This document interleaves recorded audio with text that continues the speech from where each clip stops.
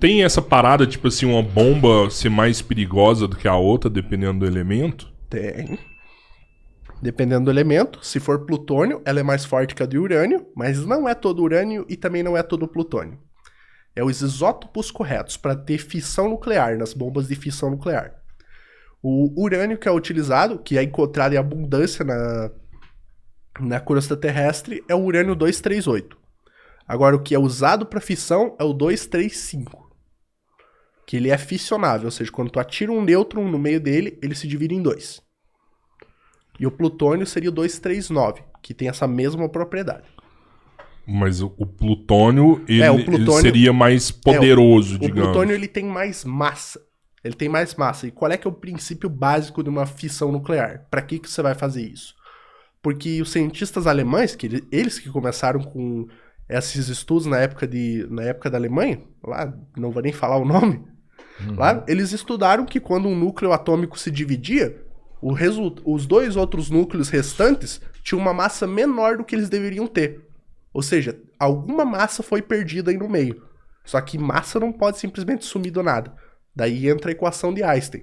Energia é igual a massa. Parte da massa se tornou energia.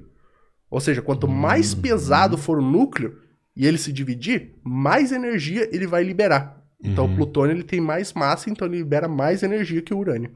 Mas essa aí, no caso, é na fissão nuclear. Fissão. Existe outra que é bem mais forte. Que é a fusão. Fusão. Ou termonuclear. Mas aí fusão usa com hidrogênio, não é? Hidrogênio, geralmente hidrogênio, hélio, esses elementos mais simples. Mais leves.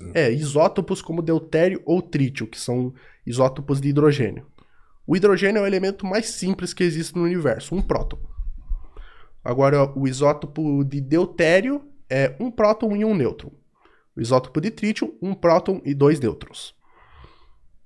Quando uma bomba de fusão nuclear é tão complicada que tu precisa de outra bomba de fissão para fazer ela.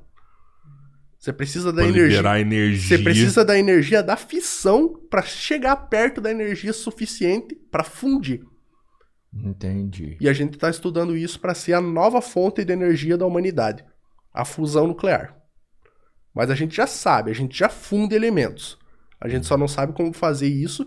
A China está bem à frente dos Estados Unidos nisso, com o reator do Tokamak, que é o segundo sol da China, que eles chamam, que eles fundem os elementos. Eles estão bem na frente. Mas a gente só não consegue fazer ainda que isso seja viável, porque gasta mais energia do que tu tira. Ou seja, quando começar a tirar mais energia do que tu coloca, daí vai se tornar viável. Cara, e a bomba de nêutron é o que... Você sabe como que é o princípio dela? Bomba de nêutrons?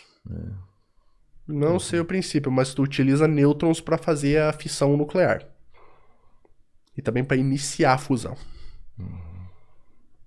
Porque o princípio de um nêutron, numa bomba de nêutron, o nêutron é uma partícula com carga neutra. Sim. Ele é o que dá o equilíbrio para certos elementos. Porque quanto mais prótons, eles têm carga positiva, eles acabam se repelindo uns aos outros, então você precisa dos nêutrons para meio que colar eles no lugar. Só que eles também adicionam mais massa. Eles também tornam o núcleo instável quanto mais você tem dele.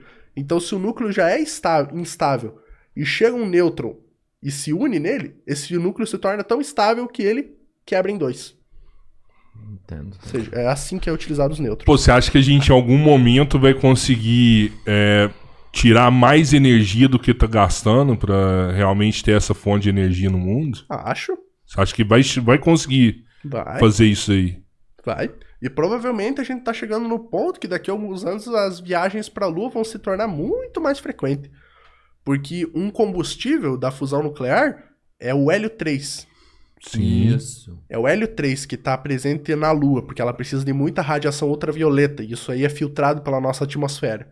Então na Lua não tem atmosfera, então lá tem bastante. Mas eu acho que acharam isso agora, né? Que tava do lado escuro da Lua, não é? Não tem uma parada dessa? O lado escuro da Lua é quase o mesmo que o lado claro, só que a Lua sempre fica virada com a mesma face, mas recebe a mesma quantidade de energia solar e as mesmas coisas. Mas eles não sabiam que tinha hélio 3 na Lua, descobriram hélio 3 agora na Lua, Sim, né? foi recentemente, com as novas amostras das sondas que mandaram pra lá. Mas sabe onde que eu vi também que descobriram o hélio 3? No centro da Terra, já viu falar disso aí? No centro da Terra? No centro da Terra, cara. Não fiquei muito antenado nisso aí, não. Que parece que o centro da Terra foi algo que nunca foi interessante pesquisar o centro da Terra. Não tinha nada, né, que rendesse até porque alguma coisa lá, um também investimento. parece que é muito caro, né? Você explorar o mar ali é mais difícil, né? É, bem mais difícil. Eu acho que é mais difícil você explorar o centro da Terra do que explorar a Sim, Lua, né? é bem mais difícil explorar o oceano do que explorar o espaço. Uhum. É Por muito isso que a doido gente, isso aí por isso que a também, gente né? fala que a gente conhece mais sobre o espaço do que o oceano da Terra. A gente conhece, sabe mais coisa do espaço do que do próprio oceano. Primeiro, porque não tem porquê a gente saber. Não vai mudar muita coisa. Por que você acha que não vai mudar? Talvez muito isso? descobrir alguma espécie nova, alguma coisa assim. Talvez descobrir petróleo, mas as principais fontes já foram localizadas. Talvez localizem uma maior. E não tem muito incentivo e é difícil. Porque os métodos de medição e observação são muito difíceis no oceano. Ou enquanto no espaço você tem a luz. Embaixo do mar você não tem mais a luz. Acho que com pouca coisa, tipo 1.000 metros, 2.000 metros, já não tem luz mais, né? Um negócio assim. Não tem luz.